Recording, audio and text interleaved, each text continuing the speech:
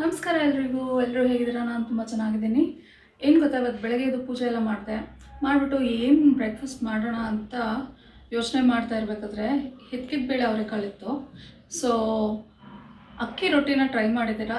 ಹಿತ್ಕಿದ ಬೇಳೆ ಹಾಕಿ ಅಕ್ಕಿ ರೊಟ್ಟಿನ ಟ್ರೈ ಮಾಡಿದರೆ ಎಲ್ಲ ನಂಗೆ ಗೊತ್ತಿಲ್ಲ, ಬಟ್ ಟ್ರೈ ಮಾಡಿ ತುಂಬ ರುಚಿಯಾಗಿರುತ್ತೆ. ಬನ್ನಿ ಹೇಳ್ಕೊಡ್ತೀನಿ ಹೇಗೆ ಮಾಡೋದಂತ.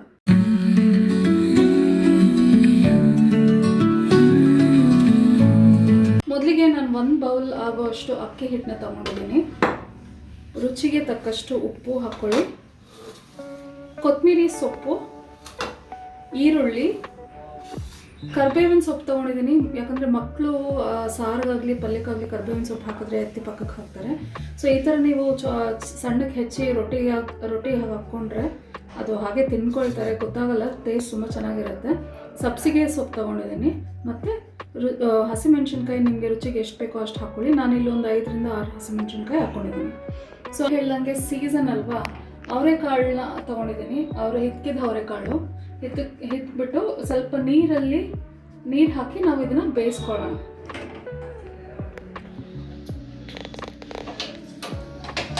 ಇದು ಒಂದು 10 ರಿಂದ 15 ನಿಮಿಷ ಬೇಯಲಿ, ಆಮೇಲೆ ಎಲ್ಲ ಹಾಕಿ ಮಿಕ್ಸ್ ಮಾಡಿಕೊಂಡು ರೊಟ್ಟಿ ತಟ್ಕೊಳ್ಳೋಣ. ಸೊ ಇವಾಗ ಅವರೆಕಾಳು ಬೆಂದಿದೆ, ಅದನ್ನು ಪ್ಲೇಟಿಗೆ ತೊಗೊಂಡಿದ್ದೀನಿ. ಸೊ ಅದೇ ಬೆಂದಿರೋ ನೀರಲ್ಲೇ ನಾವು ಅಕ್ಕಿ ಹಿಟ್ಟನ್ನು ಹಾಕ್ಕೊಂಡು ಮಿಕ್ಸ್ ಮಾಡ್ಕೊಳ್ಳೋಣ. ಸೊ ಈಗ ಅಕ್ಕಿ ಹಿಟ್ಟು ತೊಗೊಳ್ಳೋಣ.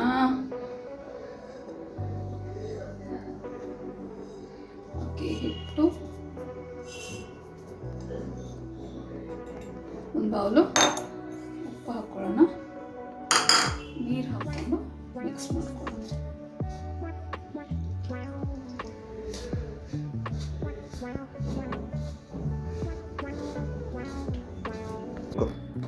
ಸೊ ಇದೆಲ್ಲ ಮಿಕ್ಸ್ ಆಗಿ ಈ ಥರ ಉಂಡೆ ಕಟ್ಟಿದ್ರೆ ಕೈಗೆ ಅಂಟ್ಕೊಳ್ಬಾರ್ದು. ಆ ಥರ ಕನ್ಸಿಸ್ಟೆನ್ಸಿಲಿ ನೀವು ಮಿಕ್ಸ್ ಮಾಡ್ಕೊಳ್ಬೇಕಾಗುತ್ತೆ. ಇವಾಗ ಇದು ರೆಡಿ ಇದೆ. ಹೆಂಚನ್ನ ಬಿಸಿಗೆ ಇಟ್ಕೊಳ್ಳೋಣ. ಹೆಂಚು ಕಾಯೋ ತನಕ ವೇಟ್ ಮಾಡಿ, ಕಾದ್ಮೇಲೆ ರೊಟ್ಟಿ ತಟ್ಟಿ ಆಮೇಲೆ ಹಾಕಿ. ಯಾಕಂದರೆ ಹೆಂಚು ಕಾಯಕ್ಕೆ ಮುಂಚೆ ಹಾಕಿದ್ರೆ ರೊಟ್ಟಿ ಅಂಟ್ಕೊಳ್ಳುತ್ತೆ ಹೆಂಚಿಗೆ. ಸೊ ನಾನು ಹೆಂಚು ಕಾಯೋದ್ರೊಳಗಡೆ ಈ ಥರ ಉಂಡೆ ಕಟ್ಟಿ ರೆಡಿ ಮಾಡಿಟ್ಕೊಳ್ತೀನಿ. ನಿಮ್ಗೆ ಯಾವ ಸೈಜಲ್ಲಿ ಬೇಕೋ ಆ ಸೈಜಲ್ಲಿ ಮಾಡಿಟ್ಕೊಳ್ಳಿ. ಇವಾಗ ಎಲ್ಲ ಉಂಡೆ ಕಟ್ಟಿ ರೆಡಿ ಇಟ್ಕೊಂಡಿದ್ದೀನಿ. ಹೆಂಚು ಕಾಯ್ತಾ ಬಂದಿದೆ, ನಾವಿವಾಗ ರೊಟ್ಟಿ ತಟ್ಕೊಳ್ಳೋಣ. ಸೊ ನಾನು ಇವಾಗ ಇಲ್ಲಿ ಒಂದು ಪ್ಲಾಸ್ಟಿಕ್ ಶೀಟ್ನ ತೊಗೊಂಡಿದ್ದೀನಿ. ನಿಮ್ಮ ಹತ್ರ ಬಟರ್ ಪೇಪರ್ ಇದ್ದರೆ ಬಟರ್ ಪೇಪರ್ ಯೂಸ್ ಮಾಡ್ಕೊಳ್ಳಿ. ನನ್ನ ಹತ್ರ ಖಾಲಿ ಆಗಿದೆ. ಸ್ವಲ್ಪ ಅದಕ್ಕೆ ಎಣ್ಣೆ ಸವರ್ಕೊಳ್ಳೋಣ. ಎಣ್ಣೆ ಸವರ್ಕೊಂಡು ಒಂದು ರೊಟ್ಟಿನ ತಟ್ಕೊಳ್ಳೋಣ.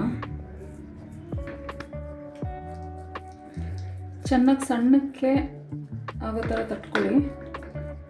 ರೊಟ್ಟಿ ತುಂಬ ದಪ್ಪಕ್ಕಿದ್ರೆ ಚೆನ್ನಾಗಿರಲ್ಲ, ಆದಷ್ಟು ಸಣ್ಣಕ್ಕಾಗೋಷ್ಟು ತಟ್ಕೊಳ್ಳಿ. ಇವಾಗ ಹೆಂಚು ಮೇಲೆ ಹಾಕ್ಕೊಂಡಿದ್ದೀನಿ.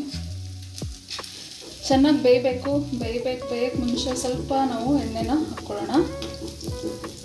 ನೋಡಿ, ಫುಲ್ ಗ್ರೀನಾಗಿ ಕಾಣ್ತಿದೆ, ತುಂಬ ಚೆನ್ನಾಗಿದೆ ನೋಡೋಕ್ಕೆ, ಟೇಸ್ಟು ಹಾಗೇ ಇರುತ್ತೆ. ನೀವು ಟ್ರೈ ಮಾಡಿ. ಈ ಕಾಲದಲ್ಲಿ ಮಕ್ಕಳಿಗೆ ಯಾವುದೇ ಒಂದು ಗ್ರೀನಾಗಿರೋ ಪದಾರ್ಥ ಕೊಟ್ಟರೆ ಹೆಸಿಟೇಟ್ ಮಾಡ್ತಾರೆ ತಿನ್ನೋಕ್ಕೆ. ಬಟ್ ಈ ಥರ ಮಾಡಿಕೊಡಿ, ತುಂಬ ಇಷ್ಟಪಟ್ಟು ತಿಂತಾರೆ. ನಮ್ಮನೇಲಿ ಮಕ್ಕಳಿಗೆ ತುಂಬ ಇಷ್ಟ ಈ ಥರ ಮಾಡಿದ್ರೆ. ಸೊ ಇದು 2 ಸೈಡು ಚೆನ್ನಾಗಿ ಬೇಯೋ ತನಕ ತಿರ್ಗ್ಸಕ್ಕೆ ಹೋಗ್ಬಿಡಿ, ಒಂದೊಂದ್ಸತಿ ಕಟ್ಟಾಗ್ಬಿಡತ್ತೆ. ನನಗೆ ತುಂಬ ಸ್ಟೇ ಆಗಿದೆ ಆ ಥರ. ಸೊ ಚೆನ್ನಾಗಿ ಬೇಯಲಿ. ಫ್ಲೇಮ್ ಸ್ವಲ್ಪ ಹೈಲಿ ಇಟ್ಕೊಳ್ಳೋಣ. ಇದನ್ನ ತಿರುಗಿಸ್ಕೊಳ್ಳೋಣ. 2 ಸೈಡು ಚೆನ್ನಾಗಿ ಬೇಯಲಿ.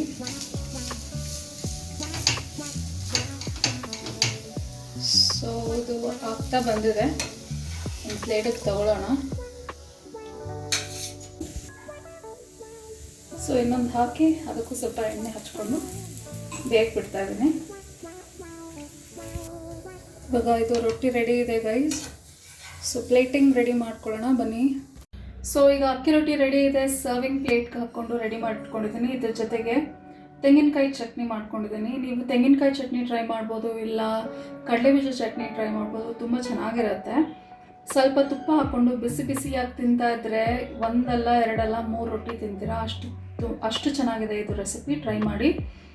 ಸೊ ಈ ವಿಡಿಯೋ ನಿಮಗೆ ಇಷ್ಟ ಆಗಿದ್ದಲ್ಲಿ ಲೈಕ್, ಶೇರ್, ಕಮೆಂಟ್ ಮಾಡಿ. ಆ್ಯಂಡ್ ಯಾರ್ಯಾರು ಇನ್ನೂ ಸಬ್ಸ್ಕ್ರೈಬ್ ಮಾಡ್ಕೊಂಡಿಲ್ವೋ ಸಬ್ಸ್ಕ್ರೈಬ್ ಮಾಡ್ಕೊಳ್ಳಿ. ಒಳ್ಳೊಳ್ಳೆ ರೆಸಿಪೀಸ್ ಜೊತೆ ಮುಂದೆ ನಾನು ನಿಮ್ಮನ್ನ ಮೀಟ್ ಮಾಡ್ತೀನಿ. Thank you so much. Bye.